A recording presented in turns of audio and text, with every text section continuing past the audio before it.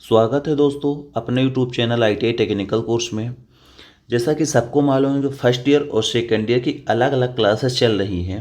कल मैंने 2 paper upload किए हैं आंसर की, यानी CBT जो एग्ज़ाम पेपर हुआ फर्स्ट ईयर के स्टूडेंट का, उनका पेपर अपलोड कर दिए हैं आंसर की कि कैसे पेपर आया था, कितने क्वेश्चन थे और उसका सही आंसर कौन था, गलत आंसर कौन था, उसमें सब कुछ दिखा है।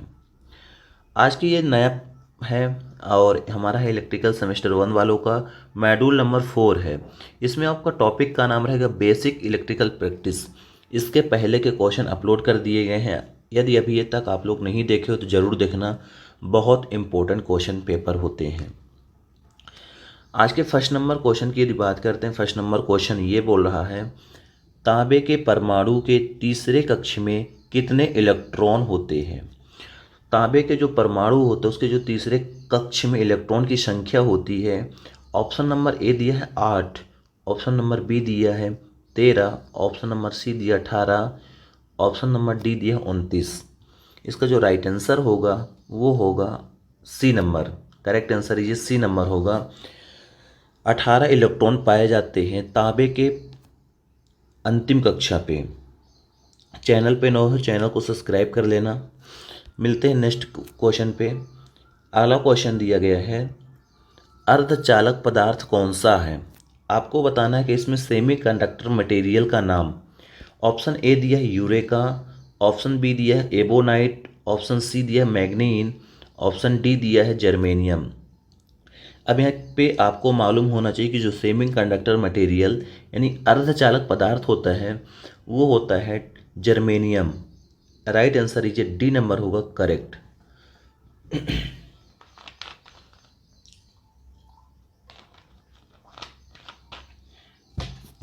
अगला क्वेश्चन है,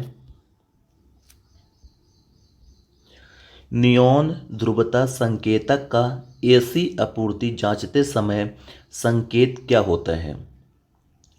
जो नियॉन ध्रुवता संकेतक का AC आपूर्ति जांचते समय संकेत पूछा गया है। जैसे ऑप्शन ए दिया गया है दोनों इलेक्ट्रोड जलते हैं, ऑप्शन बी दिया है केवल एक इलेक्ट्रोड जलता है, ऑप्शन सी दिया है दोनों इलेक्ट्रोड चमकते हैं, ऑप्शन डी दिया है एक इलेक्ट्रोड जलेगा और दूसरा चमकेगा।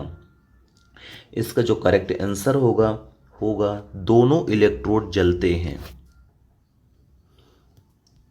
अगला क्वेश्चन है फोर्थ नंबर दिया है, 500 वाट के लैंप को 5 घंटे जलाने पर विद्युत ऊर्जा की खपत को यूनिट में निकालिए।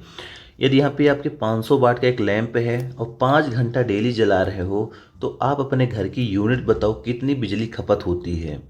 ऑप्शन दिया है 0.5 यूनिट, ऑप्शन बी दिया है 1 यूनिट, ऑप्शन सी दिया है 1.5 यूनिट, ऑप्शन डी दिया है 2.5 यूनिट 2.5 यूनिट।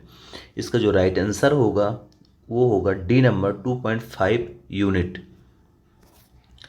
नेक्स्ट क्वेश्चन है,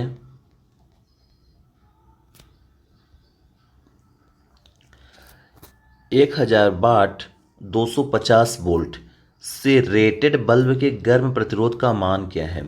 यहाँ पे आपको आर निकालने के लिए बोल रहा है, आप आर निकालोगे क्योंकि आपके लिए पावर वोल्टेज दी गई है। इसका जो राइट आंसर होगा डी नंबर होगा 625 ओम।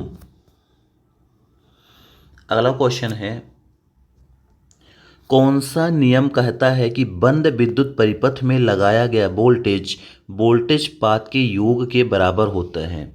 ऑप्शन ए दिया ओम का नियम, ऑप्शन बी दिया प्रतिरोध के नियम, ऑप्शन सी दिया किरचॉफ का पहला नियम, ऑप्शन डी दिया किरचॉफ का दूसरा नियम। इसका जो राइट आंसर होगा 6 नंबर का वो होगा डी नंबर। किरचॉफ का दूसरा नियम कहता है कि बंद विद्युत परिपथ में लगाया गया वोल्टेज वोल्टेज पात के योग के बराबर होता है।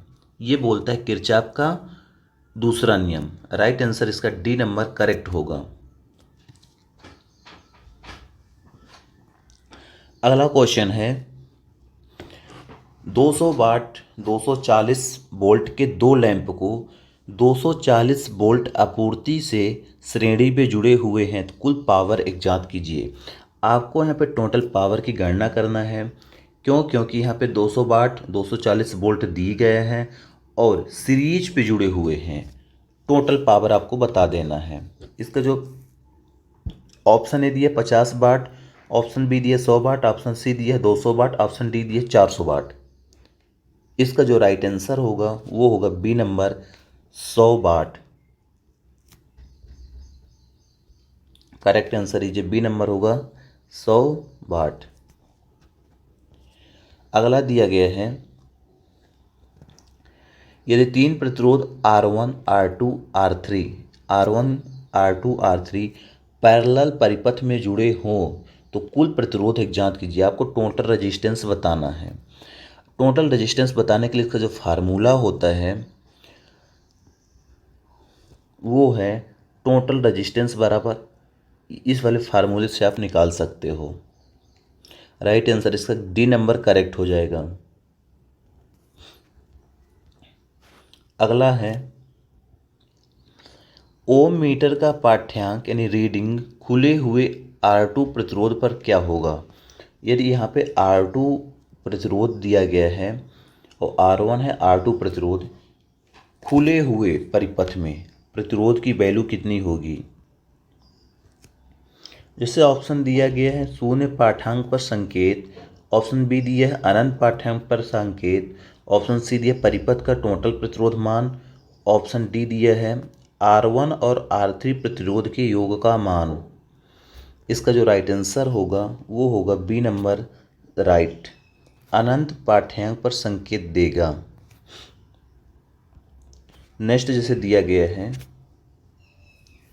किसी चालक के प्रतिरोध में क्या परिवर्तन होगा यदि उसके व्यास को दुगुना कर दिया जाए। किसी चालक के प्रतिरोध में क्या परिवर्तन होता है यदि चालक के हम व्यास यानी मोटाई बढ़ा देते हैं। इसका ऑप्शन ये दिया गया है, पहला कि दुगुना तक बढ़ जाएगा यानी रेजिस्टेंस दुगुना हो जाएगा। ऑप्शन बी कह रहा है कि 4 गुना तक कम हो जाएगा। ऑप्शन सी कह रहा है आधा तक कम हो जाएगा। ऑप्शन डी कह रहा है प्रतिरोध में कोई परिवर्तन नहीं होगा। यदि हम कंडक्टर की मोटाई बढ़ाते हैं तो हमारा जो प्रतिरोध होता है 4 गुना तक कम हो जाएगा। करेक्ट आंसर इसका होगा बी नंबर। दोस्तों 10 क्वेश्चन हो गए हैं और आप लोग यदि CVT क्वेश्चन पेपर नहीं देखो जरूर देख लेना।